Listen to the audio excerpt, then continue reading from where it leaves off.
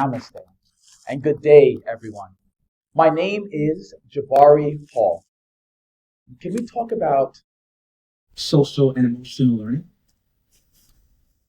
I'd like to share with you why S.E.L. Can I invite you into my classroom? Yes? Yes. Great. May I request us all to please close our eyes. Place your right hand over your heart and focus your consciousness there. Now take one deep breath. In, out. Now imagine yourself back when you were a 10-year-old little human, naive and unaware of what life takes you. Now please repeat this after me. I love me. I love me. I love me. You may now open your eyes, drop your hand as we continue. I had almost the same meditative request for my middle school class that I taught a few years back. And on the first day of school, I asked my scholars to look at a picture of little humans for about 5 seconds. Then choose someone to be your friend or boyfriend or girlfriend or no one to you at all. The student quickly raised his hand and with a puzzled look on his face, he said, Mr. Hall, I don't think I need this class. Which led me to think that either he was really nervous about picking imaginary friends on the first day of school, or that he was secretly a sensei. And clearly he thought this class was going to be a waste of his time. Hopefully we are not all senseis in S.E.L. in this room, and we can engage in this moment together. Why? Why is it that we can look at someone do the impossible when we ourselves cannot even see possible?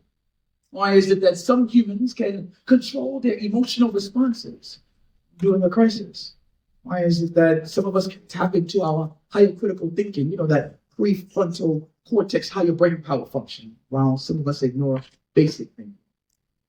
Why is it that two people can exist in relationship and one can say, I love myself, whilst the other cannot even utter the words, I love myself?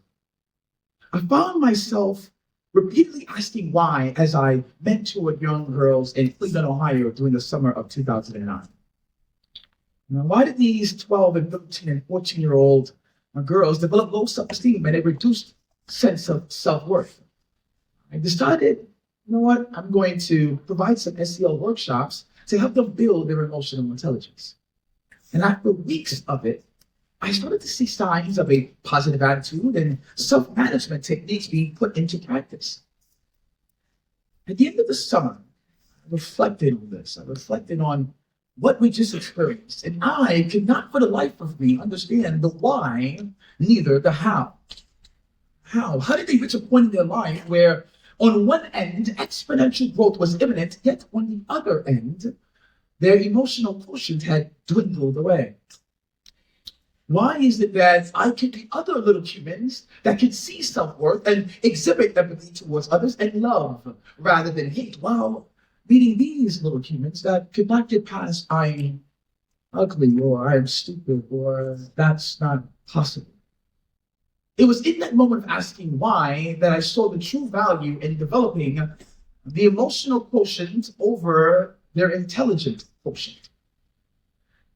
I decided to discover why S.E.L. and devoted the next 13 years to developing life's ultimate ingredient to the human quotient, social and emotional learning. It was in that moment I decided to be an agent of change. I went from a place of wonder and lack of knowledge to now a space of awareness and advocacy.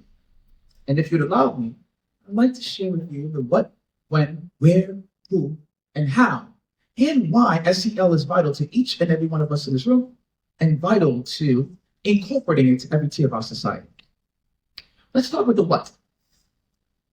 What is S.E.L.? S.E.L. stands for Social and Emotional Learning.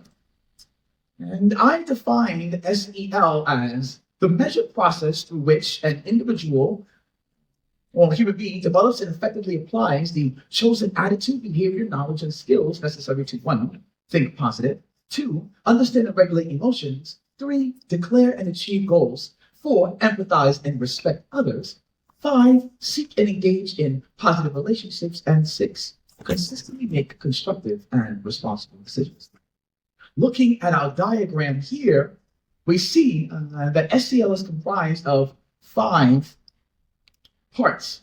Those 5 parts include self-awareness, self-management, social awareness, relationship skills, and responsible decision-making. It also includes a scholar, mentors, and guardians alike. Now, most of you have to be thinking this. Wow, JabariHall, I mean, this guy must have started SEL. I mean, he's brilliant, isn't he? And most of you would be correct in knowing that I did not start SEL. SEL's history dates back to the 1960s in the US. James Comer and the child study team of Yale School of Medicine in New Haven, Connecticut, they conducted the conceptual SEL. And once success was seen, the use of SEL began to expand. 2 decades later, pioneers like T. Shriver and Dr. Weisberg further developed the concept. And less than a decade later, the 1994 group CASEL was formed. And coupled CASEL with Daniel Goldman's 1995 book, Emotional Intelligence, Where It Can Be Better Than IQ, and SEL was propelled into mainstream education. Today, parts of SEL is used in over 120 countries. Countries like New Zealand and Australia and across Europe and Asia have tapped into the purpose of SEL. Here on the continent of Africa, countries like this great one, Ghana, Gambia, and Guinea, and Kenya, Nigeria, and Sierra Leone, and South Africa, South Sudan, Tanzania, Uganda, and Zambia have tapped into the well that is social and emotional learning. Background from the US, I've partnered with over 200 schools and organizations to show them why we do SEL, how we do SEL, and who is truly impacted by the use of SEL in their community. Let's talk about the who. SEL, social and emotional learning, is critical to the emotional, mental, and yes, physical growth of every one of us. I am of the firm belief that the answer to all of those rhetorical why questions I asked in the beginning is because in some way, each one of us in here received some measure of social and emotional learning that increased our ability to be exceptional human beings. SEL allows us to push past routine expectancy of human development. It encourages the whole child to develop a level of empathy at an early age. It increases an adult's emotional capacity to understand their child's choices. And it gives access to more self-control and a desire to love self while respecting others. It interacts with the 4 lobes of our brain, and it allows each one of us to see that we too can be agents of change, but also agents for change. It allows us to also help answer the how in our lives. So how do I SEL? I recommend SEL by implementing it from the birth of a child through positive expectations and a focus on their needs. And as they grow up, I emphasize a positive attitude, a level of self-belief, and a commitment to their dreams. For leaders in education, I implore a duty to build a universal culture of care, universal language and a culture of care. For parents, I advise them to have a safe and experiential learning environment. My suggestion for you all is to adopt SEL so that we of this nation can make ways for creating a space for implementing SEL in our schools. Because it is in doing the what, when, where, who, and how that gets us to understand the purpose of SEL, i.e. the why. On one hand of SEL, there are the benefits. Researchers in the US at Loyola University did a study showing that students who received SEL in their school improved an average of 11% on their state academic exams. Here on this continent, schools in Kenya are seeing education improve as students from urban settlements get experience from going outside and performing activities. Organizations like Bridge Africa Foundation are increasing education through SEL. And globally, SEL shows that it can reduce substance abuse, delinquency, child aggression, violence, and lowers levels of anxiety. On the other end of why SEL, I emphasize emotional balance, energy to help us find the self-motivation that we need. It is right there on this other side that helps us reach these benefits and improve upon them to maintain and reach a measurable amount of success. It is on this end where I help students recognize their true power and discover their why. See, SEL isn't just an idea conceived and proven to show results. No. SEL is life's ultimate ingredient to develop the human quotient. The human quotient. Human quotient means the amount of a characteristic. Human means you and I, where thoughts, they become matter. Human quotient. Characteristic thought. SEL develops the thought characteristic. It allows all of us in here to see and think impossible, yet see, think, and believe that yes, I'm possible. SEL brought me here from America to Ghana to speak to 2 schools and this TEDx conference. SEL takes a man like Kofi living in the US to come back to start Ghana, one of Ghana's first 100% plastic-free food delivery companies to fight against the plastic epidemic. SEL takes a man named Kojo from the financial headquarters of New York City to come back to Ghana to create a TEDx opportunity and bring hundreds of change agents together.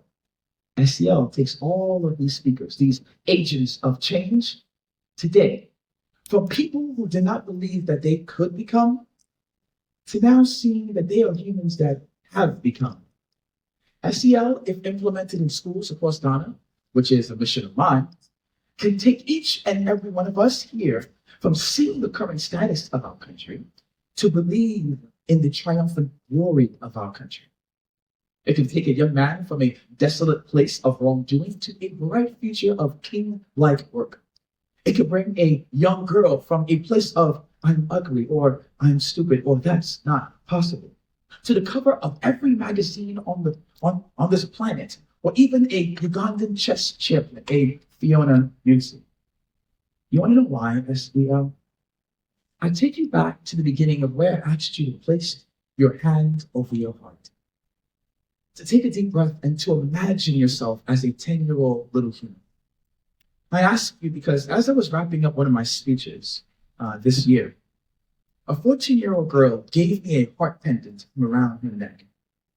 See, when she was a 10-year-old little human, I went to her school to talk about bullying.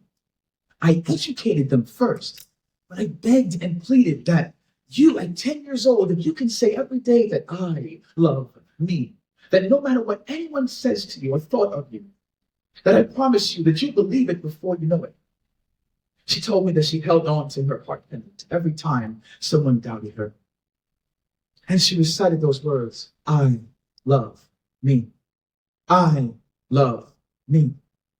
I love me. And now, as a 14-year-old, after she started as a 10-year-old little human, can now say that she loves herself.